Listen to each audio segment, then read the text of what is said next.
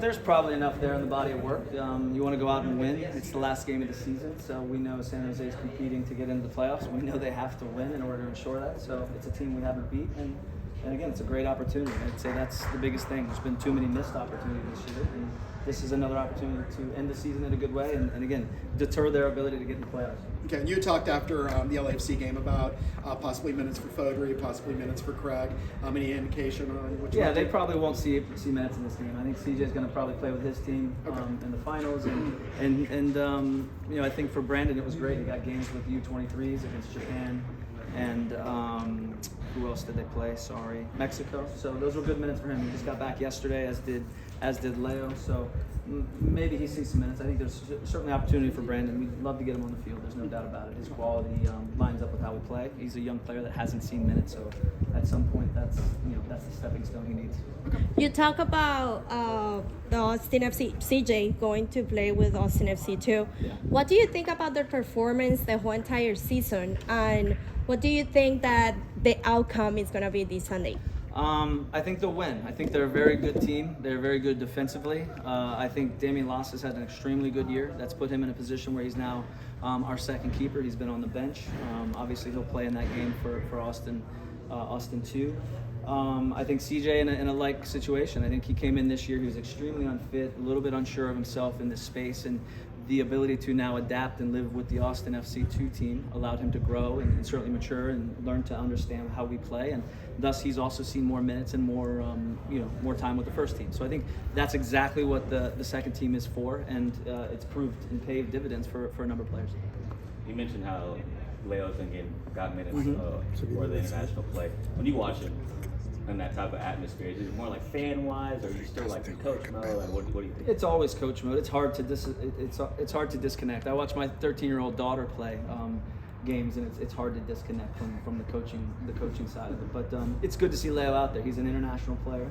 Obviously, we watched the first game against Slovenia where he started. It was unfortunate, the penalty, but it's good to see him out there with those teams. Those are good opponents. Those are good situations to play, and as a player, those are your goals as a player, is to play for the national team and to represent your country at World Cup. So for Leo, it was, I think, a beneficial trip, given that he was out for 2.5 months this year and missed some opportunities with that national team. But we're glad to have him back. Good to see in some regards. He didn't play minutes in that last one, so there's just travel that he has to navigate, but he should be fully fit and available. He was able to train with us today, so good to have him back, but always awesome to see him play.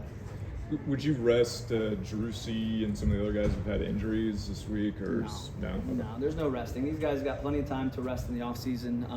As I said, we've had so many opportunities that we have missed this year from start to finish. It's another great opportunity to go out and win. It's anytime you get out here, you get to represent the club and obviously our fan base. And there's plenty of disappointment, but put it behind us. End the season in a good way and get ready for 2024. And on that note, why would it be so important to end the season with the win? Well, I think it's just from a morale standpoint. These guys have, again, at times performed extremely well and didn't come away with what they could have. And that's a story that's been probably sung and said too often. Again, that has a lot of different reasons in our eyes as how that's taking place. But you want to win. You want to end on a good note. Obviously, we know it's San Jose is playing for something different than us. But these are pros. They're playing for contracts. Some guys' options will or will not be picked up. There's how you end the season in the coach's eyes and your own eyes, and again, it's an opportunity for us to see what the future holds. Last week, Sporting Director Burrell backed you publicly for the second time. How does that feel to know that you have that job security going into the offseason? It's good. It's good. I think we talk openly about what this position is about, what this role is about, so pleased with it. Most Generation Adidas contracts last about 3 years, so there's been a lot of speculation about where Danny's at contract-wise. Does he have another year in his contract? Yeah, I think those are questions for Rodolfo Burrell. I don't know when we're going to get to talk to you next. So big picture-wise, is this something that you or the team is going to take to the league about schedule congestion? There's been a lot of talk about that, with what happened in May and stuff. Is that something you would like to see the MLS address, or roster expansion too? I think there's a lot in that question. There's a lot of things that can come from everything that you just said is quite accurate and true, and I think all those things are being addressed. I sit in on coaches committee meetings with the league on that front, as far as integrity of the game, player health, certainly the competitions and how they take a toll on the season, how we line up and what it looks like in the playoffs. So I think the good thing is there's always good discussions about it, and I think those things will remain a discussion in the offseason. How have the coaching staff and the players been able to maintain team morale and motivation during a challenging season like this? Well, you try to stay, connected with the players, and obviously you get to this part of the season now when you don't have, really any weight on the game, and it's easy for that to fade. Obviously, we come off an international break. Again, we know there's players that understand they'll be free agents or understand their contracts may or may not get picked up, or are already in a position where they are staying with the club or they are leaving the club. So you try to, again, you work in a good way so that players, their time and their experience here is exactly that. It's memorable. It's something they look back on fondly. I think we try to treat players in a good way, and obviously you can't control everything. This was a season where you underperformed. There's going to be many changes, and those things will start immediately. Piggybacking off of what he was asking a minute ago about some of the changes that have happened in the organization from last week, how do you think that's going to help the organization moving forward? Well, I think there's transfer windows that will help from a player standpoint and acquisition. It's still going to take time. You have to, obviously you have to clear some salary to bring in some players. Some players will fall off for a number of reasons. We've done really good in the free agency space. It's a desirable place to come, the way that we play, certainly our fan base. And we got to have, certainly more acquisitions abroad. I think we've missed 2 transfer windows where we really, for a number of reasons, weren't able to utilize that time and that space to make the team better, enhance the team. I think Roto's spoke openly about it.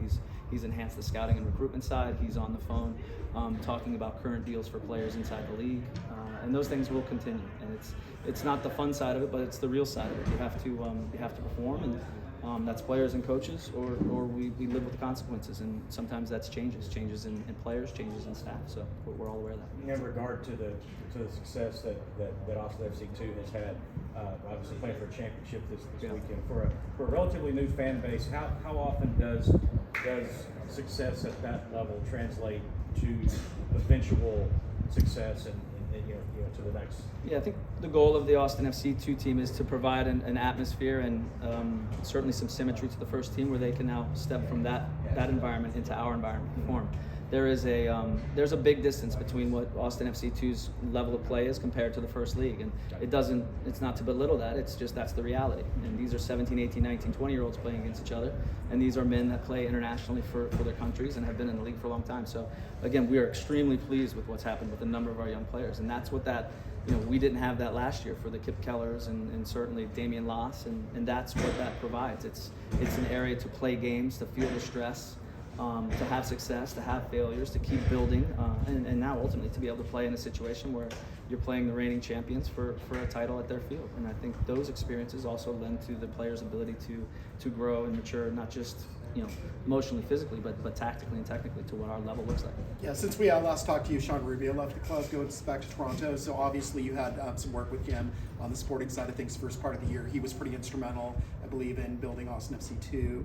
So just kind of thoughts about his departure and just kind of well wishes or whatnot. Sean's another guy. We've had a number of staff members and positions change. So he was part of the team and the family for a number of years. We're super appreciative of everything that he did. This, again, what we achieved, doesn't go unsaid. It's a lot of pieces that go into building this and having success, and you want to build sustainable success. And we, I think for a number of reasons, we clearly didn't have the sustained success based off last year, so we want to correct that in the offseason. But awesome guy, did an incredible job, and again, we were on the verge of playing an MLS Cup last year, so he's certainly part of the responsibility for that. And you've seen the success with ATX too. So a couple of those young players have been able to step into the first team, and we hope they win the championship in Columbus. You mentioned symmetry in terms of style of play, but looking at Austin FC2 versus the first team, one of the biggest glaring things is the defense. It's super solid at Austin FC2, but very leaky at the first team. What do you attribute that to? I think decision making, individual errors, and again, the game is much more challenging at this level. I think that comes down to it as well. But you give Damian a lot of credit; he's done a tremendous job. You have a good, experienced line in the ATX2 side. The games are tough, and we got to do better defensively as a group, as an organization. I think it's obvious. There were a number of mistakes, I'd say, from League stuff beyond, where we just gave up way too many goals, and some of that's decision making, and some of it's just plain and simple individual defending. So you got to look at bringing in new players to help out the individual defending, and we as coaches got to continue to help them so that they make better decisions. I know you can't give us actual numbers, but can the fan base expect an expansion of the salary cap by the end of this offseason? And again, I think that's something for Rodolfo. Josh, who was in charge of renewing the contracts on this 2023 without Claudio? It was Claudio to start with. This 2023? Well, the year ended in December, so I mean he was responsible for building the team, and I think what we're left with in January is certainly what we're left with. So. And decisions like signing Sardes for 3 years despite his age, or doubling the salary to Cascante, those decisions were also Rubio's? Sean Rubio's, Claudio's, all of ours. We all had a discussion on that, but I think, Claudio Reyna is the sport director. Many of those contracts were done in September, October, November, December of 2022. And last week, Rodo said that he was going to have a hard time building because of the actual contracts. What do you expect for 2024 without that many or that much money? Yeah, I think again that's a good question for Rodolfo. That's what he handles, and we'll obviously support him with what we think about players. But that's what the roster build, the salary cap becomes challenging. You've asked questions: is there going to be more money brought to the table? Those things we just don't know. So again, I think that's what Rodolfo was brought in for, and that's why he'll be handling those things. But are you going to be able to request players or you a special request to Rodo? I think Rodo is the sport director. He has many wonderful contacts. He's built out the sporting side quickly as he's arrived here with new scouts and recruitment. So I still think it's going to be him making the majority of those decisions. Josh, the whole entire season, we had a lot of answers from you going around of a specific answer that we were looking for. What do you think, or what do you want to tell us that maybe we didn't ask you this season that maybe you want to share with us from the heart? No, I think you guys ask a lot of good questions. I try to answer them as honestly and candidly as I can. Josh, we talked a lot about roster changes coming up. As a player coach, how do you kind of navigate the balance of not getting too attached, because it is a business, but also you're a human at the same time? I think that's a big part of it. We talk about you play this game as long as you do as a player and as a coach. You form relationships and you make memories. I think that's the biggest thing. Those are the things that are everlasting. And I think we've made some incredible headway in relationships and certainly achievements and great memories. And once the season ends, as it did last year in LAFC and we lost 3-0, it's emotional because you're achieving things as a group, and that group will never be the same because you're never going to bring back the exact same group, and those memories and those emotions and those relationships will exist beyond that, but that's what you take with you. And I think there's still lots of heartaches this year and hardships, but the relationships and the memories that we make will again take on with us. That's what this is about, and that's the greatest part about being a coach. And I've been friends with a lot of these guys for a long time. We maintain that respect on and off the field. We maintain open communication, and for some of them that will continue. And obviously, as guys leave this place, you want them to leave in a good space. Again, that they were treated well, they enjoyed their time here, and they're appreciative of everything that we did for them as a staff, as an organization, as a friend, because it matters. Relationships matter. The way that you talk to people, the respect that you show one another in our space. I think that's how we view it. It may be different in the media space, but that's important to us. So with that being said, what are you taking away from this particular group? I think we missed a lot of opportunities. We failed to capture momentum. We performed extremely well over in many games and many days, and we're unable to optimize opportunities in some of these games. And when you don't do that, you leave it to what the opposition can do. And I think that for me is a telling thing. And we've touched on a little bit of where that is. Not scoring goals when we should, individual decisions, individual defending. You know, there's a litany of things that we can talk about, but ultimately we didn't get it done, and that's, you know, we try to move on and make those corrections going forward. Yeah. So just kind of. on yours, Phil, so we can get Okay. real fun. Yeah, so just kind of thinking about, you know, obviously you're fourth most tenured coach in MLS right now, and there's Great still, stat. but it's still, it's still obviously you're under the microscope. What kind of things are you thinking about to improve during the off season Everything. for yourself? Everything.